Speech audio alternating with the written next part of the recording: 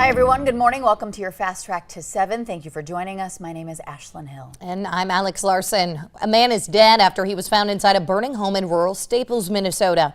Fire crews responding to a house fire on 79th Avenue in Byron Township yesterday morning, where they found a home engulfed in flames. A man was dead inside of that home. His name has not yet been released. 2 other adults were taken to the hospital. The cause of that fire this morning unknown. A Grand Forks woman facing several charges, including child neglect and terrorizing after a domestic dispute. Officers originally called to a Grand Forks apartment where they met 23-year-old LaDerica Banks. They say she was holding 2 knives. Court documents say she was intoxicated and slashed her boyfriend's tires after an argument. Records also showing Banks had blood on her hands, which she rubbed in an officer's face. Police say children were present during that incident. Banks is currently in jail on terrorizing, child neglect, criminal mischief, as well as contact by bodily fluids charges. Well, a joyride over the lunch hour yesterday has 3 minors in trouble, either with police or their parents. A 15-year-old was arrested after stealing an SUV and then leading Jamestown police on a short chase. One woman called police saying she saw someone stealing her SUV from her driveway. She says she was home for a lunch break and left the keys in the car. Jamestown police followed that vehicle. They say it stopped after a short pursuit. 3 teens were inside that SUV. Police arrested the one driving, and the other 2 were released to their parents.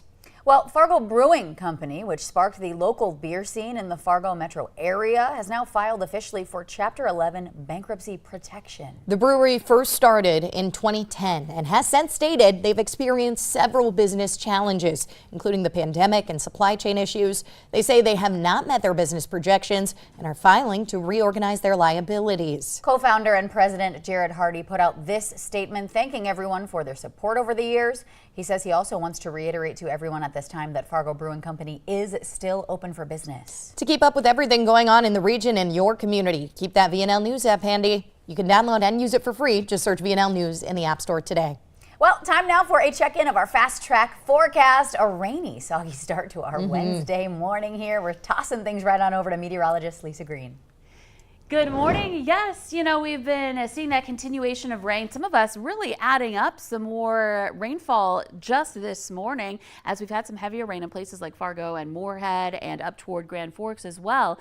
And then once this moves on, you can see we get several days where we get a break from the rain. Now, we've been just talking about how we may see some flurries Thursday and Friday, but overall, accumulating rainfall and moisture is winding down. Not until next week that we see that ramp back up. But we're still in the thick of things here along the Red River and points east now. You can see even some areas where we've got some blue on the map in northwest Minnesota where the radar thinks that we're seeing maybe a changeover to some snow with some cooler air moving in. But you can see the focus for the more substantial rain now over places like Crookston, the Ada area, Norman County, back over into Clay County, and that clearing line getting very close to the edge of the Grand Cities and the FM Metro. So once that happens, we'll be quieting things down pretty quickly here. Here's a look at the latest view from Devil's Lake. We've had some fog in the wake of the rain there. You can see some lower visibility. That's something else to watch for.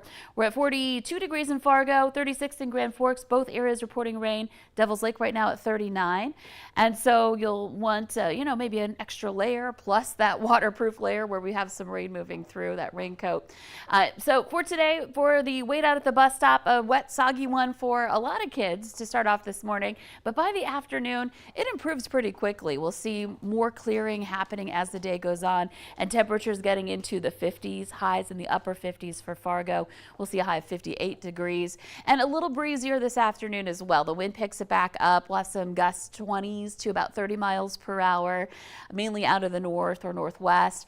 And that will come after the rain has moved on, so we won't have to worry about that so much. And then Thursday and Friday, again, that chance for a few flurries both days as we have a little bit of wind with a low that'll be passing by north of us. So that'll be when we have our coolest weather over the next 11 days. But you can see we're starting to warm up this weekend and really noticing that heading into next week. So something to look forward to as we're in the midst of a cool down right now. Yeah, a lot going on. Yes, rain. Some of us may be seeing a few flakes even this morning. Yep. And, all throughout that time, the potential for some breezy weather too to come. Yeah. Wow.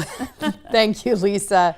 Well, for one vibrant community in Perham, Minnesota, their motto to life is simple. You need to enjoy life at any stage. Elevate strives to make aging enjoyable by exploring new interests, socializing with old and new friends, and getting the resources they say you need to live a happier and healthier life. We're checking in live this morning with the Valley Today's Tatum Miller with Elevate, learning what they do for the community. Good morning.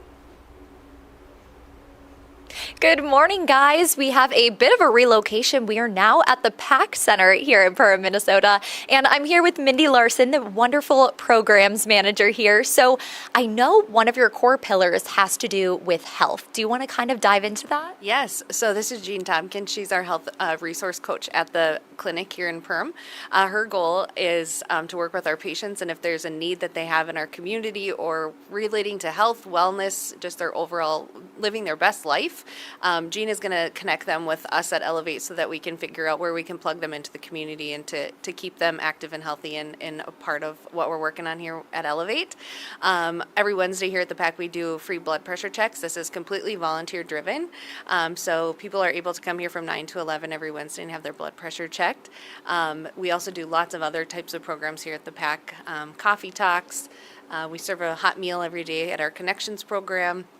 So much stuff going on here. So we're very fortunate to have a facility like this in our community, and we're very fortunate to have a partnership with the PAC where we have a place where we can come and be together to remain active and healthy in our community.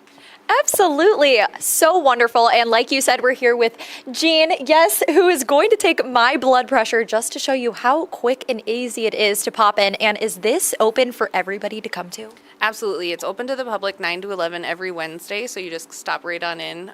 We have a volunteer here each week to check blood pressure, have a conversation, just be together and connect and partake in something else going on in the building. If you want to take a swim, if you want to walk upstairs during our walking club every Tuesday, that's at 10 o'clock, and we have a meal Monday through Thursday at 11:30. So a lot of health and fitness opportunities. Thank you so much, Mindy. And Jean, how is it looking? Looks great, 115/72. Perfect. Well, thank you so much. And she also wanted to point out the fact that a lot of younger people tend to think that they cannot get high blood pressure. So it's a good idea to come in and check it out. I'll check in with you guys in just a little bit. I'm Tatum Miller for Valley News Live. Back to you guys at the studio. Yeah, pretty cool. Thank you, Tatum, for that live inside look this morning.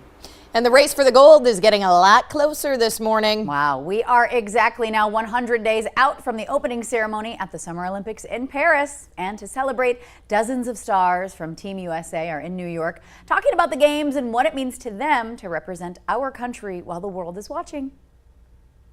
In just 100 days, La Ville Lumière, the city of light, will become the city of tights. Cleats, swimming, skateboarding, boxing, even breaking. Paris hosting the 2024 Summer Games, and Team USA is ready. This is my time, and this is my time to shine. Perhaps the brightest shine right now comes from the Olympic flame, the torch beginning its journey from Olympia to the Louvre, as America's athletes continue down their path toward Paris. With 100 days left, every day is planned out already. It's about executing that plan, and sticking to that plan and executing on it is going to be the element of how much success we're going to have at the Olympics. And while the focus is on bringing home the gold, silver, or bronze, the competitors are also looking forward to being, well, fans too. I already know I'm going to be like looking over at my fellow Olympians like, I'm here too. It's me, Mo. LeBron, hey, what's that? so yeah, I'm just excited. Like, I'm excited to see the other Olympians, and I'm an Olympian too. Olympian, a title that brings with it, so many say, overwhelming pride. It's a moment to give gratitude. Representing a nation that gives thanks for their hard work, dedication, and unwavering competitive spirit. Jay Gray, NBC News, New York. Well, again, the countdown is on to check out a group of amazing athletes. Yeah, here they go. Well, you may start noticing some changes at area holiday gas stations. Yeah, here in a local news look, they are being taken over by Circle K. A Circle K representative tells us they are in the early stages of planning. They say it's too early to share when the transition will officially happen. Their website says, though, that all holiday locations in Fargo, Moorhead, and West Fargo, they're listed as Circle K. Customers will notice the yellow and red color scheme on the outside, but Circle K says business as usual inside. Employee uniforms and some products have already been introduced locally. Well, in just over a month, you at home could be part of a world record attempt involving a delicious treat. I want to get in on this one. The North Dakota Parks and Recreations Department will be trying to break the record for the most people making s'mores at the same time. It's going to happen on May 18th at Fort Stevenson State Park in Garrison. That's like a dream I had once. Yeah. This will be happening from 2 to 4 p.m. and then a celebration will happen afterward from 4 to 6 p.m. Good luck. Up north at Turtle River State Park, if you like fishing for trout, you are in luck. This past weekend, North Dakota Game and Fish Department dumped out their spring trout stock. That's around 700 that have been spread out between 3 locations in the park. Officials do want to remind you, though, to fish responsibly, and the trout limit is 3 per day. And the West Fargo Police Department is going to be hosting Coffee with the Cop today at the Rustad Recreation Center in West Fargo. That address is up on your screen. The event will begin at 10 a.m. today and will have guest speakers from the West Fargo Police Department's drone team. Coffee with the Cop program is designed to increase understanding between residents and the police. Well, listen to this. A circus elephant was on the loose in Montana yesterday. There you see it. The elephant that belongs to a visiting circus broke free and went for a stroll, just like you saw, through Montana, visiting shopping centers and neighborhoods. The elephant walked through traffic and even stopped for a bathroom break on somebody's lawn, Oh, no. making for a once-in-a-lifetime story. After the elephant's day out on the town, it was eventually corralled and is now safe and sound with its handlers. I want an elephant. This spring, Rice Krispies Treats chocolatey peanut butter is hitting the shelves, combining the classic marshmallow cereal bar with smooth chocolate and peanut butter. Yum. The company that makes Rice Krispies says this is the #1 most requested flavor combination. Well, thank you all so much for tuning into the Valley Today this morning. We'll see you again tomorrow morning. Take care.